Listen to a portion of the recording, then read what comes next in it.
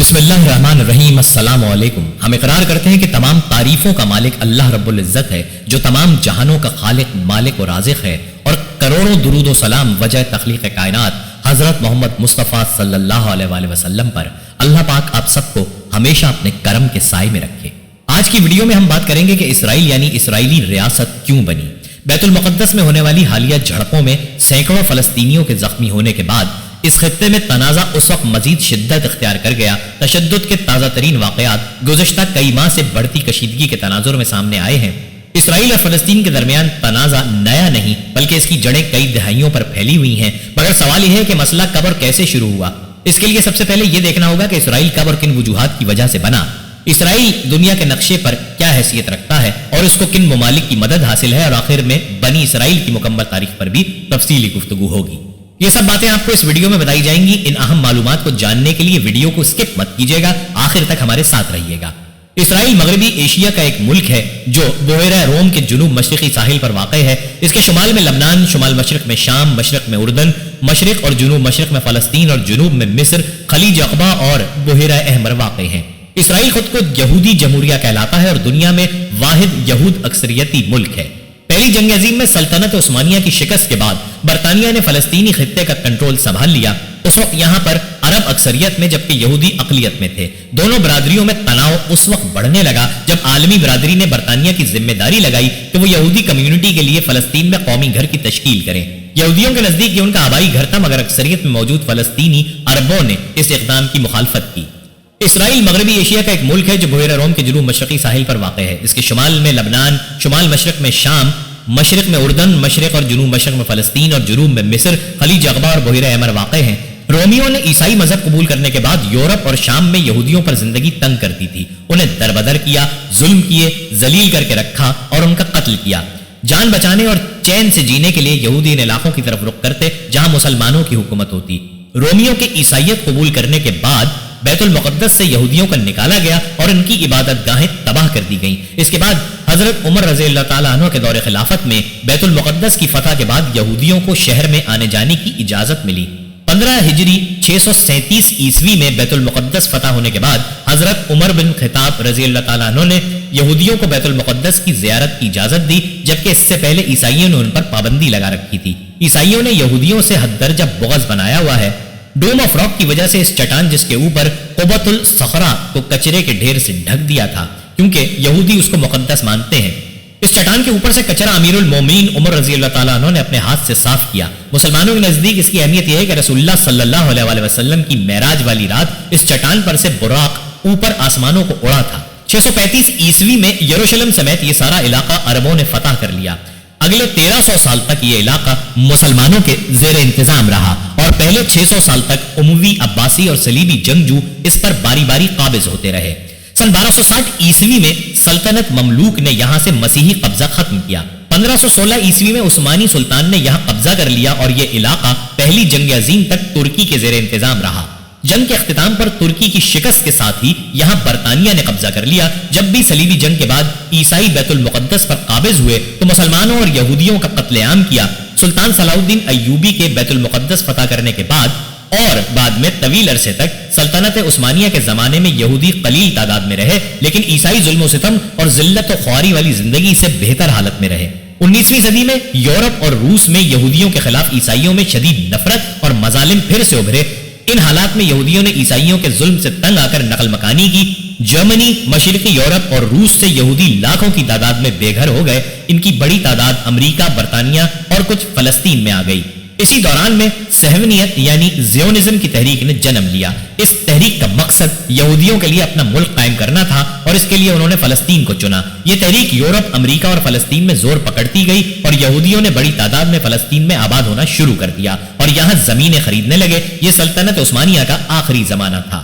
پہلی جنگ عظیم سن 1914 سے سن 1918 میں سلطنت عثمانیہ نے جرمنی کا ساتھ دیا تھا، اور جب جرمنی ہار گیا تو برطانیہ نے سلطنت عثمانیہ کا شیرازہ بکھیر کر رکھ دیا اور مختلف علاقے مختلف یورپی طاقتوں کے قبضے میں آ گئے۔ فلسطین پر برطانیہ کا قبضہ ہو گیا۔ سن 1917 میں برطانیہ کے وزیر خارجہ نے ایک اعلان کیا جس کو بیلفورڈ ڈکلیریشن کہا جاتا ہے۔ اس میں کہا گیا کہ فلسطین میں برطانیہ فی آزاد یہودی ریاست قائم کرنے میں مدد کرے گا۔ برطانیہ نے ان کو وہاں آباد ہونے اور منظم کرنے میں مدد دی۔ جب فلسطین کے عرب مسلمانوں میں یہودیوں کے خلاف شدید رد عمل پیدا ہونے لگے اور دونوں کے درمیان میں شدید جھڑپیں ہونے لگیں تو برطانیہ نے فلسطین سے جانے کا فیصلہ کیا اور اقوام متحدہ سے اس علاقے کے مستقبل کے بارے میں فیصلہ کرنے کا کہا۔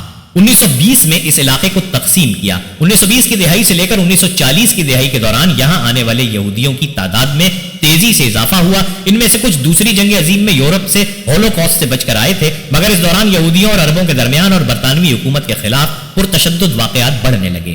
29 نومبر 1947 کو اقوام متحدہ کی جنرل اسمبلی نے فلسطین کی تقسیم کا منصوبہ منظور کیا۔ 14 مئی 1948 کو ڈیوڈ بن گوریان نے اسرائیل کے ملک کے قیام کا اعلان کیا۔ 15 مئی 1948 کو یعنی اعلان آزادی کے اگلے روز کئی ہمسایہ ممالک نے اسرائیل پر حملہ کر دیا۔ بعد کے برسوں میں بھی کئی بار اسرائیل کے ہمسایہ ممالک اس پر حملہ کر چکے ہیں۔ اقوام متحدہ نے 1947 میں فیصلہ دیا کہ فلسطین کو 2 ریاستوں میں تقسیم کر دیا جائے۔ مغربی علاقہ جہاں یہودیوں کی اکثریت آباد تھی وہاں یہودی اسرائیل کی ریاست قائم کریں اور مشرقی علاقے میں فلسطینی عرب مسلمانوں کی ریاست قائم ہو جائے، جبکہ بیت المقدس اقوام متحدہ کے کنٹرول میں رہے۔ یہودیوں نے اس فارمولے کو قبول کر لیا، جبکہ فلسطینی مسلمانوں اور عرب ممالک نے اپنے درمیان میں ایک یہودی ریاست کے قیام کو یکسر مسترد کر دیا اور اس پر عمل درآمد نہیں ہوا۔ سن 1948 میں برطانوی حکمران یہ مسئلہ حل کیے بغیر ہی یہ خطہ چھوڑ کر چلے گئے۔ ادھر یہودی رہنماؤں نے اسرائیل کی ریاست کے قیام کا اعلان کر دیا۔ یہودیوں نے 14 مئی 1948 کو اسرائیل کے قیام کا اعلان کیا تو بہت سے فلسطینیوں نے اس کی مخالفت کی۔ اسرائیل اور عرب ممالک کے درمیان میں جنگیں چھڑ گئیں۔ ہمسایہ عرب ممالک کی فوجوں نے بھی اس جنگ میں حصہ لیا۔ لاکھوں فلسطینیوں کو ان کے گھروں سے بے دخل کر دیا گیا اور انہیں جان بچانے کے لیے بھاگنا پڑا۔ اس واقعے کو النکبہ یعنی تباہی کے نام سے یاد کیا جاتا ہے۔ اگلے برس جنگ بندی کا اعلان ہوا تو اسرائیل نے زیادہ تر خطے کا کنٹرول سنبھال لیا تھا۔ لاکھوں فلسطینیوں کو ان کے گھروں سے بے دخل کر دیا گیا اور انہیں جان بچانے کے لیے بھاگنا پڑا۔ اس واقعے کو النکبہ یعنی تباہی کے نام سے یاد کیا جاتا ہے۔ اگلے برس جنگ بندی کا اعلان ہوا تو اسرائیل نے زیادہ تر خطے کا کنٹرول سنبھال لیا تھا۔ اردن نے جو خطہ حاصل کیا اسے ویسٹ بینک یعنی غرب اردن کہتے ہیں اور مصر نے غزہ کی پٹی سنبھال لی۔ بیت المقدس کے مغربی حصے کو اسرائیلی فورسز نے سنبھال لیا، جبکہ اردن کی فوج نے مشرق کا کنٹرول لے لیا۔ کیونکہ یہاں پرامن معاہدہ نہیں ہوا اس لیے ہر فریق نے اپنے مخالف پر الزام دھرا اور مزید جنگیں بھی ہوئیں اور کئی دہائیوں سے یہ سلسلہ جاری ہے۔ یہ جنگیں 1967 تک چلیں۔ جنگ کی شروعات میں اسرائیل نے مغربی بیت المقدس پر قبضہ کر لیا اور فلسطین کے کچھ اور علاقے بھی اپنے قبضے میں لے لیے۔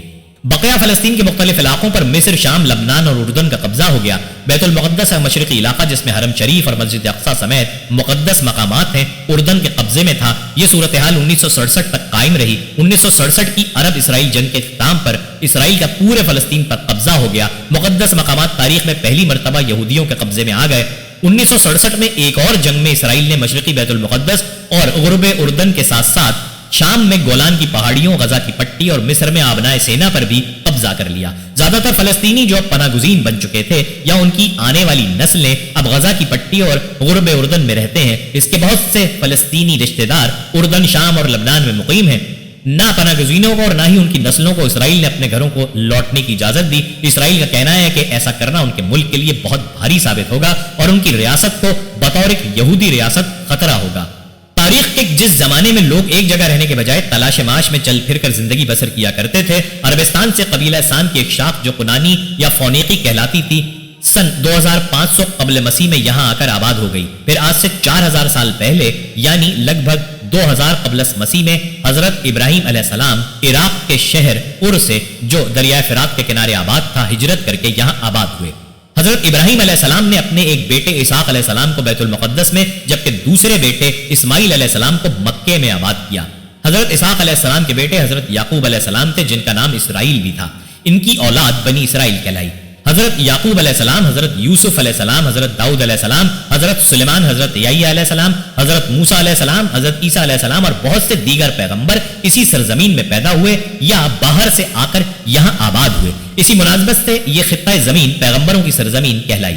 ہیبریوز کے لوگوں کی آمد کا نشان ولادت مسیح سے، عبرانی قومیت کے لوگوں کی آمد کا نشان ولادت مسیح سے لگ بھگ 1100 سال قبل میں ملتا ہے۔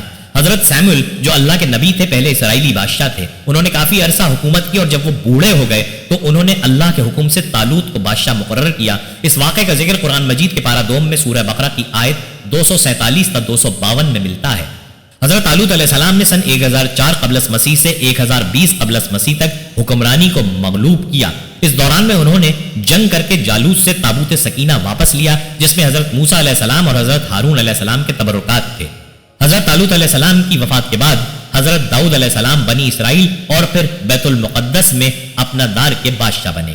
انہوں نے پہلی الخلیل حکومت قائم کی۔ بیت المقدس دنیا کا قدیم ترین شہر ہے۔ یہ دنیا کا واحد شہر ہے جو یہودیوں، مسیحیوں اور مسلمانوں کے لیے یکساں مقدس ہے اور محترم ہے۔ اس شہر کا موجودہ نام یروشلم حضرت داؤد علیہ السلام نے رکھا تھا۔ حضرت داؤد علیہ السلام نے سن 1004 قبل مسیح سے 965 قبل مسیح تک 33 سال حکمرانی کی۔ ان کے بعد ان کے بیٹے حضرت سلیمان علیہ السلام نے سن 965 قبل مسیح میں حکومت سنبھالی، جو 926 قبل مسیح تک 39 سال قائم رہی۔ حضرت سلیمان علیہ السلام کی وفات کے بعد اسرائیل کی متحدہ ریاست دو حصوں سامریہ اور یہودیہ میں تقسیم ہو گئی۔ دونوں ریاستیں ایک عرصے تک باہم دست و گریباں رہیں۔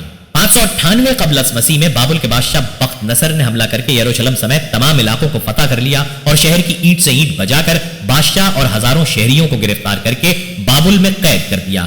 539 قبل مسیح میں ایران کے بادشاہ خسرو نے بابل کو فتح کیا اور قیدیوں کو رہا کر کے لوٹا ہوا مال واپس یروشلم بھیج دیا۔ سن 332 قبل مسیح میں یروشلم پر سکندر اعظم نے قبضہ کر لیا۔ سن 168 قبل مسیح میں یہاں ایک یہودی بادشاہت کا قیام عمل میں آیا، لیکن اگلی صدی میں روما کی سلطنت نے اسے زیر نگین کر لیا۔ 135 قبل مسیح اور 70 قبل مسیح میں یہودی بغاوتوں کو کچل دیا گیا۔ اس زمانے میں اس خطے کا نام فلسطین پڑ گیا۔ 20 اگست 636 عیسوی کو عرب فاتحین نے فلسطین کو فتح کر لیا۔ یہ قبضہ پرامن طریقے سے عمل میں آیا۔ 463 سال تک یہاں عربی زبان اور اسلام کا دورہ رہا، تاہم یہودی ایک اقلیت کی حیثیت سے موجود رہے۔ 11ویں صدی کے بعد یہ علاقہ غیر عرب سلجوق، مملوک اور عثمانی سلطنتوں کا حصہ رہا۔ 1189 میں سلطان صلاح الدین ایوبی نے بیت المقدس کو فتح کیا اور یہاں مسلمانوں کی حکومت قائم ہو گئی۔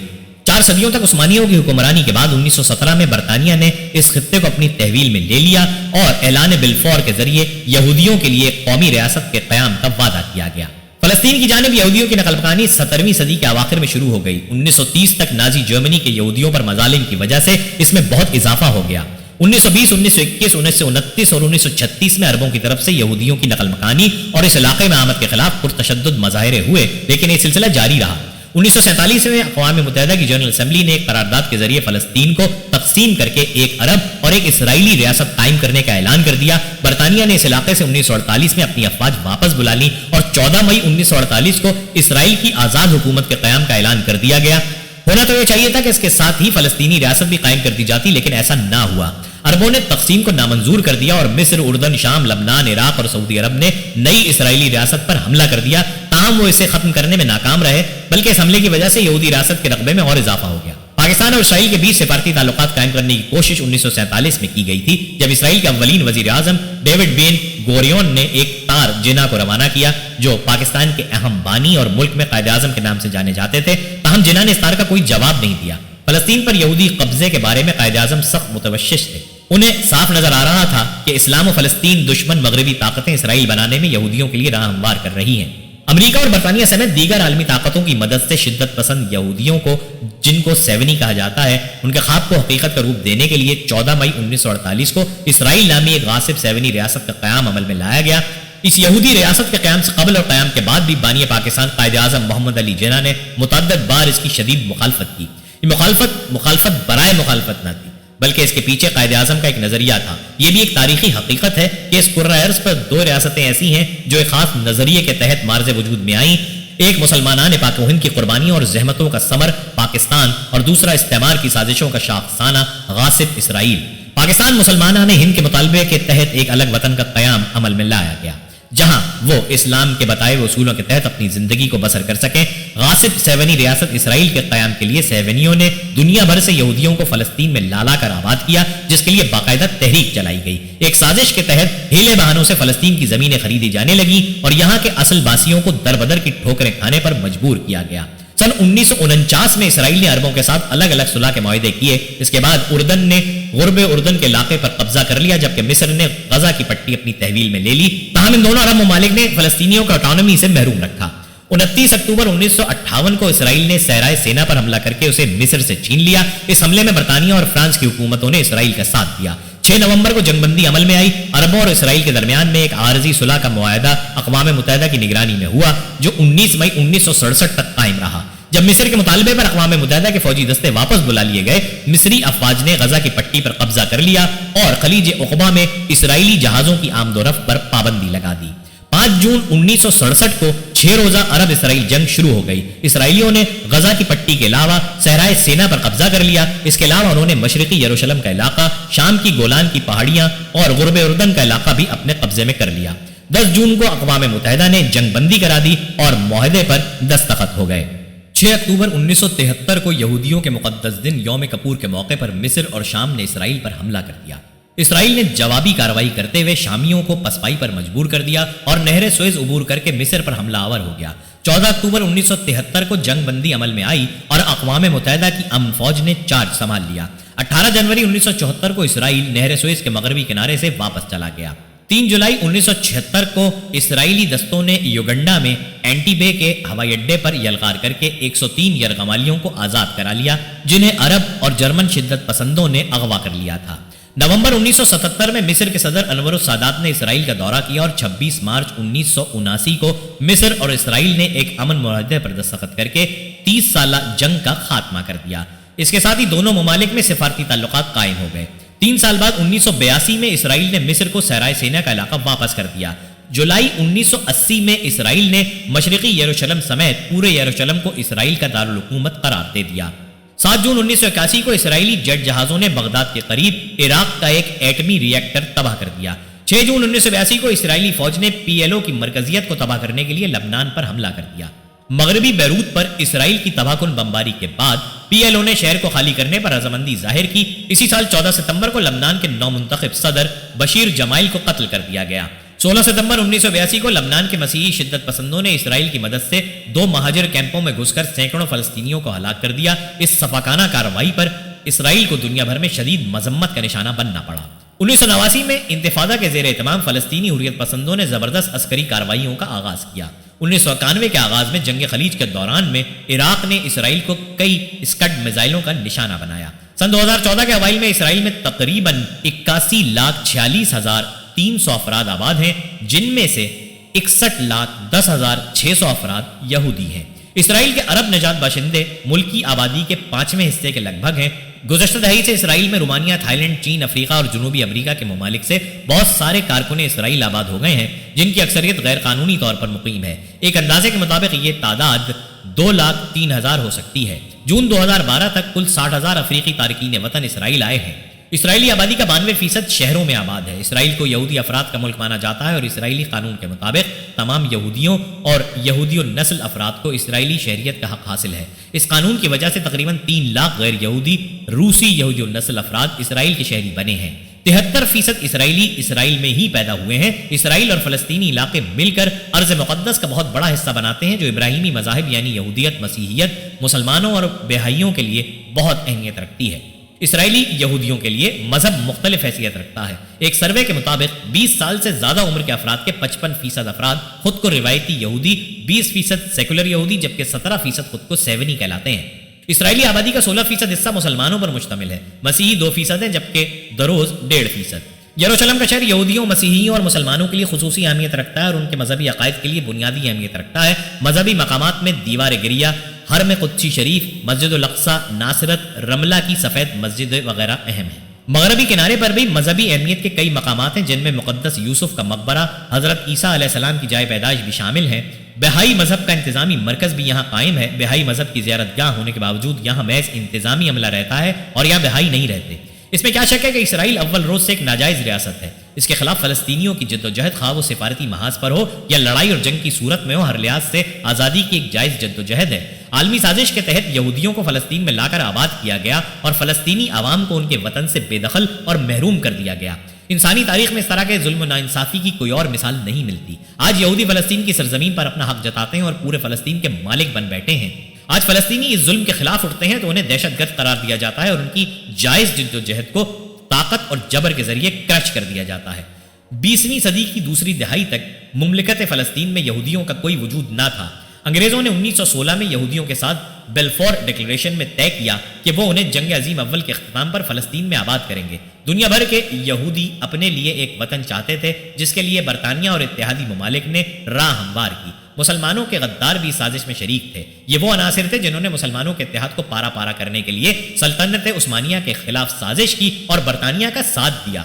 برطانوی سامراج کے اشاروں پر انہوں نے ان معاہدوں پر دستخط کیے جن میں فلسطین میں یہودی وطن کے قیام کا وعدہ کیا گیا۔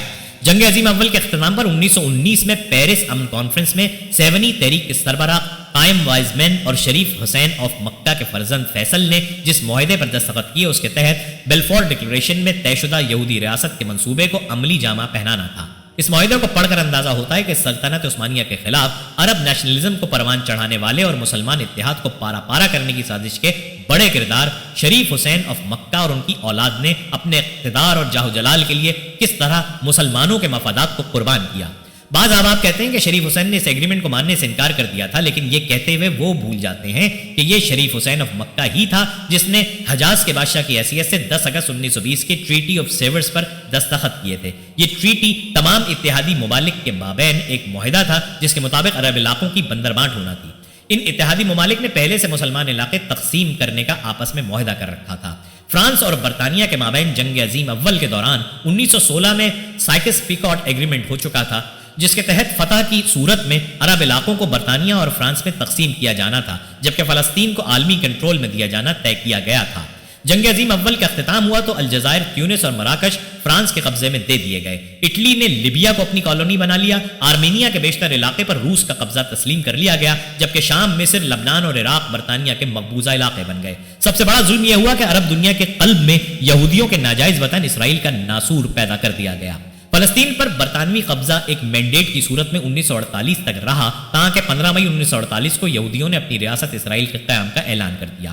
بین الاقوامی قانون کی سرین خلاف ورزی تھی۔ دنیا کی تاریخ میں یہ پہلا موقع تھا کہ کسی دیش کے باشندوں کو ان کے وطن سے نکال کر باہر کے لوگوں کو ان کی جگہ پر بسایا جائے اور اس آبادکاری کو ایک نئے وطن کی صورت دے دی جائے۔ انسانی تاریخ میں یہ انہونی پہلے کبھی دیکھی اور نہ کبھی سنی گئی۔ فلسطینیوں کو ان کے وطن سے محروم کر دیا گیا۔ آج وہ فلسطین کے نہایت چھوٹے سے 2 علاقوں میں مقید کر دیے گئے ہیں۔ غزہ اور مغربی کنارے کا نقشہ کسی کھلی جیل سے کم نہیں ہے۔ دونوں علاقوں کے مابین راستہ اسرائیل سے گزر کر جاتا ہے۔ غزہ کے ایک طرف سمندر ہے جبکہ دوسری جانب اسرائیلی ریاست۔ سمندری ناکہ بندی کر دی جائے اور اسرائیل اپنی سرحد بند کر دے تو غزہ کا علاقہ اور اس کے مکین کھلی جیل کے قیدی بن کر رہ جاتے ہیں۔ فلسطینی اپنی جائز جدوجہد چھوڑ کر 2 ریاستوں کے قیام پر بھی رضامند ہو گئے تھے، لیکن وہ القدس کو اپنا دارالخلافہ برقرار رکھنا چاہتے ہیں جس کے لیے غاصب اسرائیل اور اس کی حمایتی مغربی قوتیں تیار نہیں ہیں۔ مغربی طاقتوں، خاص طور پر امریکہ جو اسرائیل کا ہمیشہ پشت پناہ رہا ہے، فلسطینی عوام کو ان کا جائز حق دینے سے انکار ہی نہیں کر رہے، بلکہ ان پر ڈھائے جانے والے مظالم پر کبھی اسرائیل کو آڑے ہاتھوں نہیں لیتے۔ امریکہ نے ہمیشہ ان قراردادوں کو ویٹو کیا ہے جو سلامتی کونسل میں اسرائیل کے خلاف پیش ہوئیں۔ انسانی حقوق کی بدترین پامالی کی ایک پوری تاریخ ہے، لیکن امریکہ اس کے باوجود اسرائیل کے ناجائز وجود کے ساتھ پوری طاقت سے کھڑا ہے۔ سن 2006 میں حماس نے فلسطین اتھارٹی کا الیکشن جیت لیا تو جمہوریت کے چیمپئن سمجھے جانے والے امریکہ نے حماس کی حکومت کو تسلیم کرنے سے انکار کر دیا۔ فلسطینی اپنے جائز حق کے لیے جدوجہد کرتے ہیں تو انہیں فریڈم فائٹرز تصور نہیں کیا جاتا بلکہ دہشت گرد قرار دیا جاتا ہے۔ ایک مدت تک یاسر عرفات کی PLO کو دہشت گرد گروپ سمجھا جاتا رہا۔ آج حماس امریکہ اور اسرائیل کے نزدیک ایک دہشت گرد تنظیم ہے جس کے قلع قمی کے لیے وہ پوری تیاری کے ساتھ غزہ پر حملہ آور ہونے کا ارادہ رکھتے ہیں۔ تازہ ترین اطلاعات کے مطابق غزہ کے ایک طرف سمندر میں امریکی جنگی بحری بیڑا مہلک ہتھیاروں اور جنگی جہازوں کے ساتھ موجود ہے تو دوسری 3 لاکھ سیونی فوج بختر بند گاڑیوں اور توپ خانے نے غزہ کو گھیرے میں لیا ہوا ہے۔ حماس کے جنگجوؤں نے اسرائیل کو اپنے حملوں سے جس طرح نشانہ بنایا اس کو دیکھ کر یہ بات برملا کہی جا سکتی ہے کہ فلسطینیوں نے آزادی یا موت کا فیصلہ کر لیا ہے، کیونکہ دنیا انہیں انصاف دینے میں ناکام رہی ہے۔ امریکہ اور اسرائیل کے حملے سے انسانی المیہ رونما ہو سکتا ہے، لیکن ان کی ظالمانہ یلغار فلسطینیوں کے جذبہ آزادی کو کچلنے میں کسی طرح بھی کامیاب نہ ہوگی۔ اسرائیل کا معاشی مرکز تل ابیب ہے جبکہ سب سے زیادہ آبادی اور صدر مقام یروشلم کو کہا جاتا ہے، تاہم بین الاقوامی طور پر یروشلم کو اسرائیل کا حصہ نہیں مانا جاتا۔ نسلی اعتبار سے اسرائیل مناش نازی یہودی، مزراحی یہودی، فلسطینی، سفاردی یہودی، یمنی یہودی، ایتھوپیائی یہودی، بحرینی یہودی، بدو، دروز اور دیگر بے شمار گروہ موجود ہیں۔ سن 2014 میں اسرائیل کی کل آبادی 81,46,300 تھی، ان میں سے 61,10,600 افراد یہودی ہیں۔ اسرائیل کا دوسرا بڑا نسلی گروہ عرب ہیں جن کی آبادی 16,86,000 افراد پر مشتمل ہے۔ اس کے علاوہ مسیحی اور افریقی ممالک سے آنے والے پناہ گزین اور دیگر مذاہب کے افراد بھی یہاں رہتے ہیں۔ اسرائیل میں نمائندہ جمہوریت ہے اور پارلیمانی نظام چلتا ہے۔ حق رائے دہی سب کو حاصل ہے۔ وزیر اعظم حکومت کا سربراہ ہوتا ہے اور یک ایوانی پارلیمان ہے۔ اسرائیل ایک ترقی یافتہ ملک ہے اور دنیا کی 43ویں بڑی معیشت ہے۔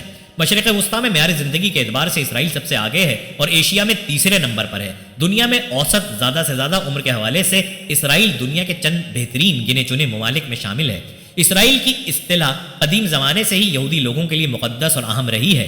توریت کے مطابق خدا نے یہودی لوگوں کے 3 قبائل کو اس سرزمین کا وعدہ کیا تھا۔ ایک آزاد فلسطینی ریاست کے قیام میں تاخیر کے علاوہ اسرائیل کی جانب سے غرب اردن میں یہودی بستیوں کی تعمیر اور ان کے گرد سیکیورٹی رکاوٹوں کی تعمیر نے امن کے حصول کو مشکل بنا دیا ہے۔ تاہم ان کے علاوہ بھی کئی اختلافات موجود ہیں۔ فلسطینیوں کا مطالبہ ہے کہ ان کی مستقبل کی ریاست کی سرحدیں 1967 کی جنگ سے قبل کی حالت پر طے ہونی چاہیے، تاہم اسرائیل اس مطالبے کو تسلیم نہیں کرتا۔ اسرائیل نے 1967 کی جنگ کے بعد جن علاقوں پر قبضہ کیا وہاں غیر قانونی بستیاں تعمیر کی گئی ہیں اور اب غرب اردن اور مشرقی یروشلم میں 5 لاکھ کے قریب یہودی بستے ہیں۔ ایک اور معاملہ فلسطینی تارکین وطن کا بھی ہے۔ پی ایل او کا دعویٰ ہے کہ اس وقت دنیا بھر میں 1 کروڑ سے زیادہ فلسطینی موجود ہیں، جن میں سے نصف اقوام متحدہ کے ساتھ رجسٹرڈ ہیں۔ فلسطینیوں کا کہنا ہے کہ ان افراد کو اسرائیل واپس آنے کا حق حاصل ہے، جبکہ اسرائیل کا ماننا ہے کہ ایسا کرنے سے اس کی یہودی شناخت خطرے میں پڑ سکتی ہے۔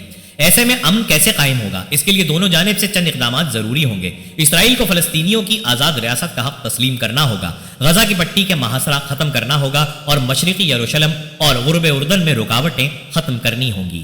اسرائیل یروشلم پر مکمل دعویٰ کرتا ہے اور اس کا دعویٰ ہے کہ یہ اس کا دارالحکومت ہے، تاہم اس دعوے کو بین الاقوامی حمایت حاصل نہیں ہے۔ فلسطینی مشرقی یروشلم کو اپنا دارالحکومت بنانا چاہتے ہیں۔ یروشلم اسرائیل اور عرب ممالک کے درمیان کشیدگی کی بڑی وجہ بھی ہے۔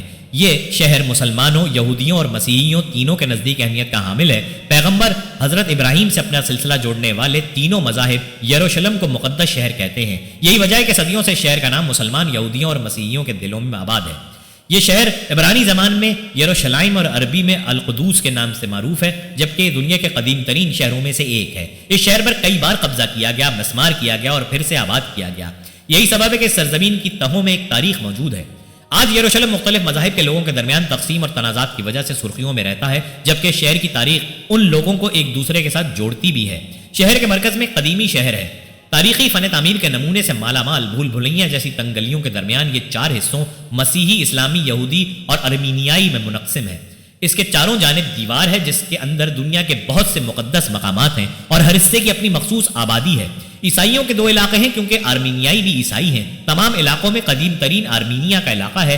یہ آرمینیائی نسل کا قدیم ترین مرکز بھی ہے۔ سینٹ جیمز چرچ اور مونیسٹری میں آرمینیائی باشندوں نے اپنی تاریخ اور ثقافت کو محفوظ کر رکھا ہے۔ مسیحی علاقے میں the church of the holy sepulchre یعنی کنیست القیامہ ہے، جو دنیا بھر میں مسیحیوں کے لیے باعث احترام ہے۔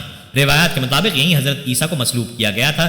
اسی کو کیلوری کا پہاڑ کہا جاتا ہے اور بعض روایت کے مطابق یہیں ان کا مقبرہ ہے اور بعض کے مطابق وہ یہیں سے آسمان پر اٹھا لیے گئے۔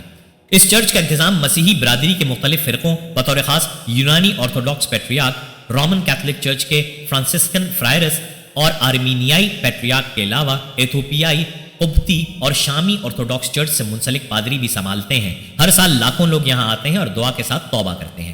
مسلمانوں کا علاقہ چاروں علاقوں میں سب سے بڑا ہے اور یہی ڈوم آف دی راک یعنی قبۃ الصخرہ اور مسجد الاقصیٰ واقع ہے۔ یہ ایک سطح مرتفع پر واقع ہے جسے مسلمان حرم الشریف یا بیت المقدس کہتے ہیں۔ مسجد الاقصیٰ اسلام کا تیسرا سب سے مقدس مقام ہے اور ایک اسلامی ٹرسٹ یعنی وقف کے ذمے اس کا انتظام و انصرام ہے۔ یہودیوں کے علاقے میں کوڈیل یا مغربی دیوار ہے۔ یہ وال آف دا ماؤنٹ کا باقی ماندہ حصہ ہے۔ یہ کہا جاتا ہے کہ یہودیوں کا مقدس مقام کبھی اس جگہ تھا۔ کہا جاتا ہے کہ اس کے اندر ہولی آف دا ہولیز یعنی یہودیوں کا مقدس ترین مقام تھا۔ یہودیوں کا یقین ہے کہ یہ وہ جگہ ہے جہاں سے کائنات کی تخلیق ہوئی اور یہیں پیغمبر ابراہیم نے اپنے بیٹے حضرت اسحاق، جیسے مسلمان حضرت اسماعیل کی قربانی کی بات کہتے ہیں، کی قربانی کی تیاری کی تھی۔ کئی یہودیوں کا خیال ہے کہ ڈوم آف دا راک ہی ہولی آف دا ہولیز ہے۔ آج مغربی دیوار یہودی کے نزدیک ترین مقام ہے جہاں سے یہودی ہولی آف دا ہولیز کا تقرب محسوس کرتے ہیں۔ اس کا انتظام مغربی دیار کی ربائی کے ہاتھوں میں ہے، جبکہ ہر سال وہاں دنیا بھر سے لاکھوں یہودی پہنچتے ہیں۔ فلسطینی اور اسرائیلی تنازع کے مرکز میں قدیم یروشلم شہر ہی ہے۔ یہاں کے حالات میں معمولی سے تبدیلی بھی کئی بار تشدد اور بڑی کشیدگی کا باعث بن جاتی ہے۔ یہی وجہ ہے کہ یروشلم میں رونما ہونے والا ہر واقعہ اہم ہو جاتا ہے۔ یہ شہر نہ صرف مذہبی طور پر اہم ہے بلکہ سفارتی اور سیاسی طور پر بھی بہت اہمیت کا حامل ہے۔ زیادہ تر اسرائیلی یروشلم کو غیر منقسم اور بلا شرکت غیر اپنا دارالحکومت تسلیم کرتے ہیں۔ اسرائیل کا ایک ملک کے طور پر سن 1948 میں قیام عمل میں آیا تھا۔ اس وقت اسرائیلی پارلیمنٹ کو شہر کے مغربی حصے میں قائم کیا گیا تھا، جبکہ سن 1967 کی جنگ میں اسرائیل نے مشرقی یروشلم پر بھی قبضہ کر لیا۔ اس کے ساتھ قدیمی شہر بھی اسرائیل کے قبضے میں آ گیا، لیکن بین الاقوامی سطح پر اس کے قبضے کو تسلیم نہیں کیا گیا۔ یروشلم پر اسرائیل کی مکمل حاکمیت کو کبھی تسلیم نہیں کیا گیا ہے، جس پر اسرائیلی رہنما اپنی مایوسی کا اظہار کرتے ہیں۔ فلسطینیوں کا موقف اس کے برعکس ہے۔ وہ مشرقی یروشلم کو مستقبل کا اپنا دارالحکومت کہتے ہیں اور اسرائیلی اور فلسطینی کے درمیان امن مذاکرات میں اس پر رضامندی کی بات بھی شامل ہے۔ یروشلم کی 1/3 آبادی فلسطینی آبادی ہے، جن میں سے بہت سے خاندان صدیوں سے وہیں آباد ہیں۔ شہر کے مشرقی حصے میں یہودی بستیوں کی تعمیر بھی تنازع کا بڑا سبب ہے۔ بین الاقوامی قانون کے تحت یہ تعمیرات غیر قانونی ہیں، لیکن اسرائیل اس سے انکار کرتا ہے۔ بین الاقوامی برادری کی کئی دہائیوں سے کہہ رہی ہے کہ یروشلم کی حیثیت میں کوئی تبدیلی صرف امن مذاکرات سے ہی آ سکتی ہے، لہٰذا تمام ممالک کے اسرائیل میں سفارت خانے تل ابیب میں واقع ہیں اور یروشلم میں صرف قونصل خانے ہیں۔ ایسے میں امن کیسے قائم ہوگا؟ اس کے لیے دونوں جانب سے چند اقدامات ضروری ہوں گے۔ اسرائیل کو فلسطینیوں کی آزاد ریاست کا حق تسلیم کرنا ہوگا، غزہ کی پٹی کے محاصرے کو ختم کرنا ہوگا اور مشرقی یروشلم اور غرب اردن میں رکاوٹیں ختم کرنی ہوں گی، تبھی خطے میں امن کی صورتحال قائم کی جا سکتی ہے۔ مسلمانوں کے علاقوں فلسطین اور مقبوضہ کشمیر پر ناجائز قابض ہنود و یہود کے شکنجے سے نجات دلانا آزاد مسلم ریاستوں کی ذمہ داری ہے، لیکن عالم عرب اپنی ذمہ داری کو نہ صرف پس پش ڈال رہے ہیں، ہنود اور یہود و نصارہ سے دوستی کا معاہدہ بھی کر رہے ہیں۔ علامہ اقبال فلسطین کے مسلمانوں سے متعلق بہت پہلے فرما چکے ہیں، زمانہ اب بھی نہیں جس کے سوچ سے فارغ، میں جانتا ہوں وہ آتش تیرے وجود میں ہے، تیری دوا نہ جینوا میں ہے نہ لندن میں، فرنگ کی رگے جاں پنجے یہود میں ہے، سنا ہے میں نے غلامی سے امتوں کی نجات خودی کی پرورش اور لذت نمود میں ہے۔ ہم امید کرتے ہیں کہ آپ کو ہماری آج کی یہ ویڈیو ضرور پسند آئی ہوگی۔ اگر آپ کو ہماری آج کی یہ ویڈیو پسند آئی ہے تو آپ سے گزارش کرتے ہیں کہ آپ ہمارے چینل کو ضرور سبسکرائب کر لیں اور ساتھ ہی لگے بیل کے بٹن کو بھی پریس کر لیں تاکہ آپ کے پاس ہماری آنے والی مزید معلوماتی ویڈیوز کا نوٹیفیکیشن بر وقت ملتا رہے۔ سبسکرائب کے ساتھ ساتھ ہماری ویڈیو کو لائک بھی کریں اور اپنی قیمتی رائے کا اظہار کمنٹس میں ضرور کریں۔ کمنٹس میں آپ اپنے سوالات بھی ہم تک پہنچا سکتے ہیں۔ اللہ تعالیٰ آپ کو اپنے حفظ و امان میں رکھے، آمین۔